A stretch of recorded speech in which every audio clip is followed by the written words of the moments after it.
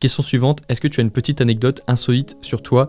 Oui, très honteuse d'ailleurs, j'ai attendu quelques mois avant de la raconter. Question suivante, ton avis sur la masculinité toxique. Et pour finir, question d'actualité, Macron ou Le Pen? Je vais vous dire quelque chose qui, je pense, va choquer certaines personnes et n'hésitez pas à me contredire en commentaire, ça me dérange pas, mais je pense que... Salut, c'est Reg, bienvenue dans cette nouvelle vidéo. Aujourd'hui, je vais répondre à vos questions.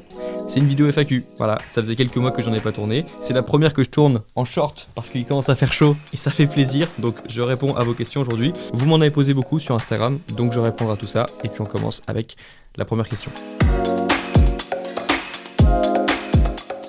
Première question, une raison de vivre, point d'interrogation. Ouais mais non, mais là j'essaie d'instaurer une bonne ambiance, donc je t'en donnerai plus tard dans la vidéo. Question de Lise, quelle est ta chanson du moment? Alors, j'aime bien celle-ci.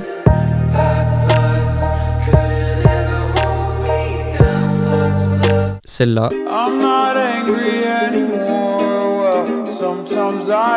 Et comme en ce moment c'est les beaux jours, je réécoute aussi celle-ci.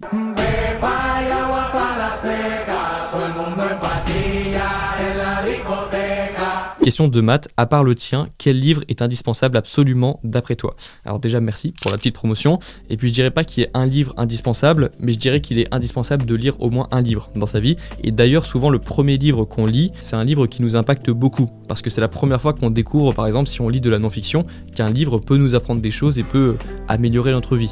Donc je dirais que c'est pas forcément indispensable de lire un livre en particulier. Moi je vous en ai déjà recommandé sur cette chaîne pour ceux que ça intéresse et pour ceux qui n'ont pas vraiment d'idée de quel livre commencer. Mais selon moi, en effet, lire un livre, lire son premier livre de non-fiction, c'est indispensable. Question suivante, c'était quand ton dernier cinéma? C'était en décembre pour la sortie du nouveau Spider-Man. Question suivante, quelle est la personne qui t'inspire le plus? Et j'ai une question aussi sur quel est le youtubeur anglais qui t'inspire le plus. Je vais commencer par la personne qui m'inspire le plus dans le monde entier. Et c'est simple, cette personne c'est moi dans 15 ans. Et moi. J'aime bien me dire que si demain je croise le Grégoire qui a 35 ans dans la rue, je vais être inspiré par lui parce que je vais voir un mec qui a la classe, qui a fait des choses dans sa vie et je me dis que c'est lui ma plus grande inspiration en fait parce que il y a que à lui que je pourrais ressembler en fait. Je peux pas ressembler à une star que je vois dans les réseaux, que je vois sur mes réseaux. Donc je pars de moi et je me dis que je vais essayer de faire la version la plus inspirante possible de moi-même, en travaillant et en faisant des choses qui vont me rendre fier de moi en fait. Donc ça c'est mon inspiration première, c'est moi, dans 15 ans, dans 10 ans, sur le long terme. Et puis le youtubeur anglais qui m'inspire le plus, je dirais que c'est Ali Abdaal, Karma Medic, Gary Vee, les deux premiers parce que c'était les premiers étudiants en médecine que j'ai vu lancer une chaîne YouTube en même temps qu'ils faisaient des études et donc ça m'inspirait à moi-même finir mes études et en même temps lancer une chaîne YouTube qui est devenue mon métier maintenant. Et puis Gary Vee pour l'aspect motivation, pour l'aspect grande gueule, pour l'aspect je dis des choses même si ça plaît pas et c'est un truc qui m'a plu et surtout la motivation qu'il a apporté, la perspective, etc. C'est pour ça que c'est un des plus grands conférenciers du monde entier. Voilà. Question suivante, utilises-tu plusieurs montres? Non, j'ai vraiment que celle-ci que j'ai depuis longtemps au poignet. Alors c'est pas une Rolex, il y a des gens qui pensent que c'est une Rolex donc ça me flatte à chaque fois, mais c'est une Seiko, SKX 013 que j'ai, une automatique que j'ai depuis 2 ans maintenant, donc je l'aime beaucoup, mais voilà, c'est la seule montre que j'ai au poignet et j'en suis très content. Question de Paul, je viens de lancer ma chaîne YouTube, que me conseilles-tu pour gagner en visibilité? Je te conseille de faire des vidéos déjà de manière régulière pour commencer à ancrer cette habitude de faire des vidéos, de parler devant la caméra, de monter des vidéos, etc. Et le deuxième conseil, ce serait de pas oublier que lorsque tu parles à ta caméra, tu parles à des humains derrière. Et donc si tu fais une vidéo qui touche des humains, tu vas naturellement augmenter en visibilité parce que tu vas toucher des humains et donc ils vont avoir envie de te recommander à d'autres personnes. Mais c'est pas parce que tu vois beaucoup de chiffres sur YouTube, que tu vois des vues, que tu vois des abonnés, que tu dois oublier que derrière ce sont des humains. Donc n'oublie pas ça et je pense que tu gagneras en visibilité si tu arrives à être suffisamment régulier sur YouTube. Question suivante, ton avis sur la masculinité toxique. Ok, alors sujet un petit peu sensible, la masculinité toxique, c'est un terme dont j'entends beaucoup parler ces derniers temps et donc c'est pour ça que je me suis intéressé et j'ai regardé les définitions sur le sujet. Donc c'était mettre en avant le fait qu'un homme en fait a le droit de pleurer, un homme n'a pas à être fort, dominant, etc. Et donc que la masculinité toxique poussait les hommes à toujours vouloir ressembler à un seul type d'homme, un homme fort, dominant, qui ne pleure pas, qui cache ses émotions et qui n'a pas d'émotions tout court, etc. Ça c'est ce que j'en ai compris. Donc moi en soi, si on parle de masculinité toxique, juste pour expliquer aux hommes qu'ils ont le droit de pleurer, qu'ils ont le droit d'avoir des problèmes de santé mentale et qu'ils ont le droit de montrer leurs émotions, je trouve pas ça très dérangeant. Moi en tout cas, si je vois un ami pleurer, je vais pas le considérer comme moi masculin, je vais pas me foutre de sa gueule juste parce qu'il est en train de pleurer en fait, ou qu'il a des émotions. Ce qui me pose problème par contre, c'est plutôt le terme en lui-même, le terme masculinité toxique. Donc il y a aussi le terme féminité féminité toxique, qui est un petit peu l'opposé, donc ce qu'on va reprocher plutôt aux femmes, les comportements qu'ont tendance à avoir les femmes qui peuvent être vus comme toxiques, mais je trouve ça plus dommage sur le fait d'associer le mot masculinité au mot toxique, de la même façon qu'on associe le mot féminité au mot toxique, parce que selon moi c'est beau, c'est des beaux mots, la masculinité, la féminité, et je pense pas qu'on devrait, dès qu'on trouve qu'une personne a un comportement qui nous plaît pas, appeler ça un comportement toxique, et d'associer ça encore plus au mot masculinité ou féminité. Et je trouve ça trop facile, en fait, dès qu'il y a un comportement d'une personne qui nous plaît pas, d'appeler ça un comportement d'homme toxique ou de femme toxique,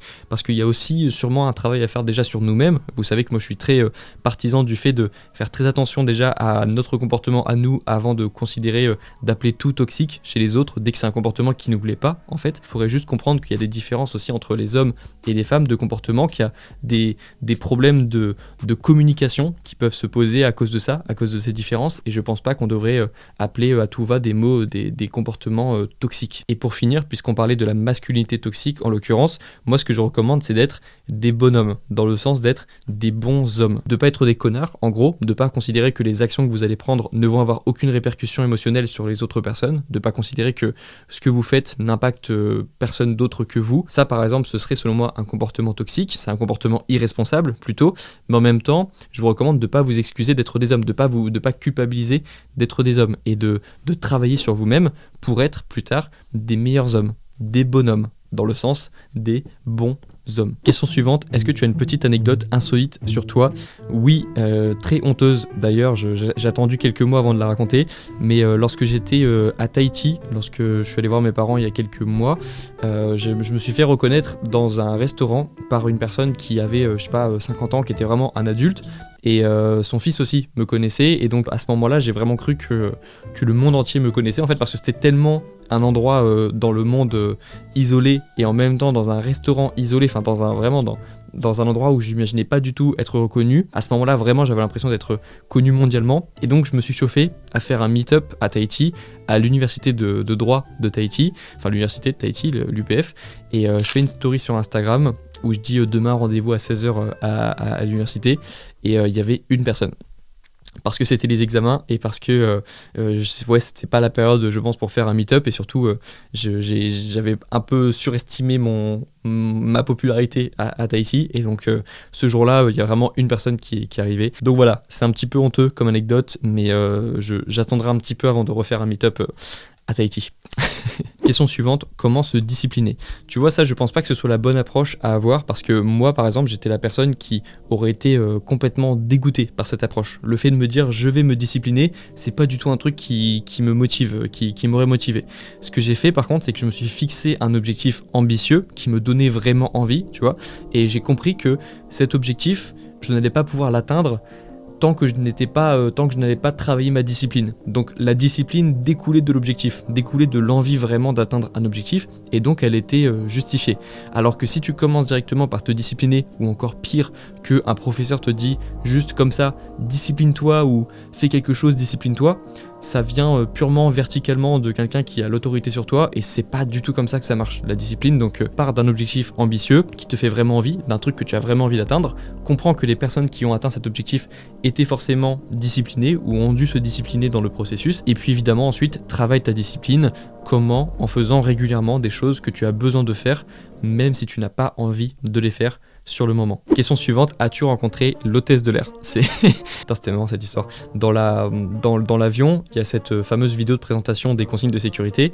Madame, monsieur, bonjour et bienvenue à bord. Ce film concerne votre sécurité. Merci de nous accorder votre attention. Et donc je fais des stories pour expliquer qu'en gros j'ai un crush sur l'hôtesse de l'air, et des abonnés trouvent son nom parce qu'apparemment elle était un petit peu connue. Donc je lui envoie un message et elle m'a répondu. Voilà pour la petite histoire. Mais je ne l'ai pas rencontré, mais en tout cas le fait juste que des abonnés aient trouvé son profil et qu'ensuite on ait pu discuter, ça me fait rire. Alors je vais revenir sur la première question qui me demandait une raison de vivre, pour l'interrogation. Je dirais quand même des enfants. Avoir des enfants ou éduquer des enfants, ça doit être quelque chose de bien dans une vie à un moment. Roger Federer aussi, je pense que c'est une raison de vivre plus longtemps. Les animaux, les balades en pleine nature, le beau temps, les barbecues l'été et le soleil qui se couche à 22h30, le rire de Benjamin Verrecka. C'est vrai.